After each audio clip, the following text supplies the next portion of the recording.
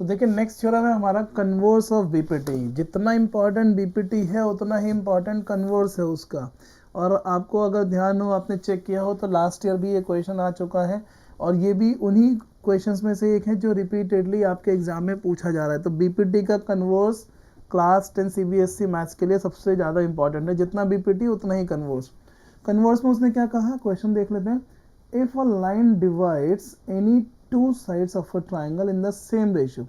देखिए बीपीटी में हम प्रूव करते हैं कि सेम रेशियो में है, यहाँ पर गिवन है कि ये सेम रेशियो में है, then the line must be parallel to the third side. तो वो जो लाइन होगी वो थर्ड साइड के पैरेलल होगी। ये कन्वर्स ऑफ बीपीटी है और आज हम इसको प्रूव करने वाले हैं।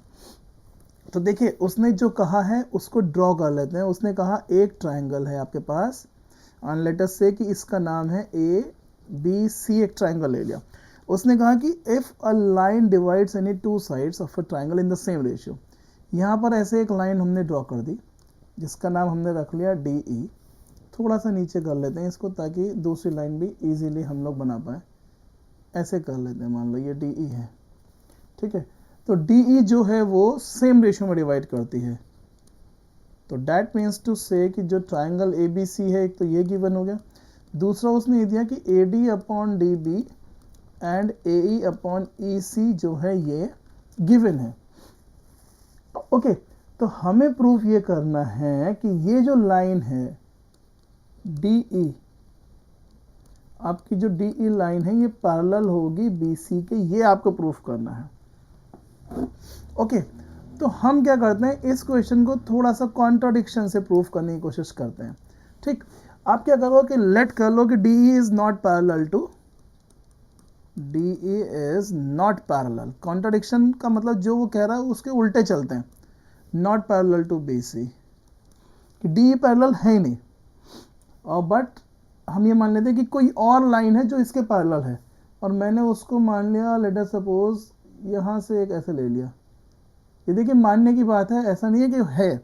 और हमने ले लिया कि बट डी एफ, कि हमने एक पॉइंट मान लिया कि जो डी एफ है, एक पॉइंट मान लिया एफ, और जो डी एफ है वो पैरेलल है बी सी के।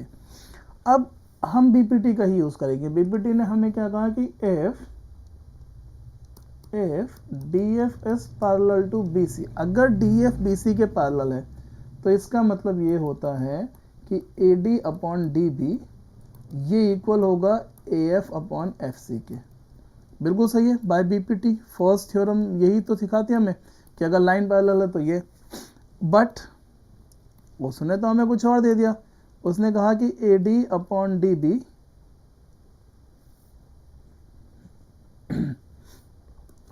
थोड़ा सा इरेज करके दोबारा लिख देता हूँ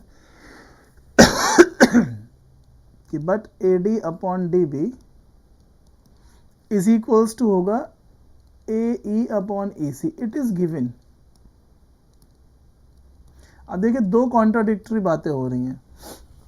ए डी अपॉन डी बी जो है वो गिवन है किसके, ए ई अपॉन ई सी के, और हमारे हिसाब से A D upon D B जो है वो A F upon F C के बराबर है। तो इससे क्या मतलब समझ आ रहा है, इससे मतलब ये समझ आ रहा है कि भैया एल एच एस तो सेम हो गई तो आर एच एस भी तो सेम होगी ना। अगर हम क्वेश्चन इक्वेशन 1 और 2 को देखें तो आप देखेंगे, तो आप लिखेगा यहाँ पर, इसको काट दीजिए, ऑन इक्वेटिंग लिख दीजिए या फिर फ्रॉम लिख दीजिएगा, ऑन इक्वेटिंग 1 एंड 2। आपके पास क्या आया कि A F upon F C जो है ये, हमारे पास जो रिलेशन था उसी पे चलते हैं एक बार वापस, कि A F upon F C जो है वो ए ई अपॉन ए सी के इक्वल हो गया। ए ई अपॉन ए सी के इक्वल हो गया। ट्राइंगल ये था ए बी सी, और यहाँ पर हमने डी ई था और एक पॉइंट ले लिया था एफ यहाँ पर। ऐसे कुछ फिगर थी हमारी। ओके, तो देखिए यहाँ पर कुछ चीज़ें मैक्सिमम क्लियर हो गई हैं, लेकिन 100% अभी तक क्लैरिटी नहीं आई है। A F upon F C वो इक्वल है ए ई अपॉन ई सी के, लेकिन मुझे तो ये लाना है कि ये जो डी ई है वो एक्चुअली पैरेलल है। ये तभी हो पाएगा जब ई और एफ एक ही पॉइंट हो, क्योंकि हमने तो ये मान लिया कि एफ डी एफ पैरेलल है। क्वेश्चन में वो प्रूफ करा है डी ई पैरेलल है। तो यहाँ पर क्या करते हैं, थोड़ा सा इसको चालाकी के साथ क्वेश्चन को सॉल्व करते हैं, और आप दोनों साइड देखिए 1 प्लस कर लीजिए। इस 1 को प्लस करने से क्या ही हो जाएगा बताते हैं। ए एफ, तो देखिए ये एफ सी यहाँ आ जाएगा, A F plus F C upon F C, और ये बन जाएगा एलसीएम में ले रहा हूँ दोनों side, A E plus E C upon E C, A F plus F C. थोड़ा सा देखिए ये क्या बना, ये बना ए सी अपॉन एफ सी, और दूसरी साइड देखिए ए ई प्लस ई सी, ये भी बना ए सी अपॉन ई सी। अब यहाँ पर क्या है, अब कैंसिलेशन लॉस है, ये ए सी से ए सी कट जाएगा, काट के दिखाना नहीं है, बट यहाँ पर हम लिखेंगे therefore F C is equals to A C. अब मुझे ये बताएं एफ सी और ई सी, इस फिगर में यहाँ पर एफ है, यहाँ पर ई है, एफ सी और ई सी तो इक्वल हो ही नहीं सकता अगर दो अलग अलग पॉइंट है। एफ सी और ई सी तभी हो सकते हैं जबकि ई और एफ एक ही पॉइंट हो। तो हम ये लिखेंगे this is only possible when E and F coincide. Coincide मतलब करना कि एक ही पॉइंट पर हो। तो देयरफॉर हम लिख देंगे D E is parallel to B C. Second theorem थी जो बहुत इंपॉर्टेंट थी, और ये थ्योरम भी आपको बहुत अच्छे से कर लेनी है। बीपीटी का कन्वर्स से हर बार लगभग पूछा जा रहा है, तो आपको करना ही करना है। कन्वर्स के साथ वो 2 नंबर का क्वेश्चन ला के पूरे 5 नंबर का क्वेश्चन आपको बना के दे देगा, इसलिए इसको कीजिएगा ही कीजिएगा।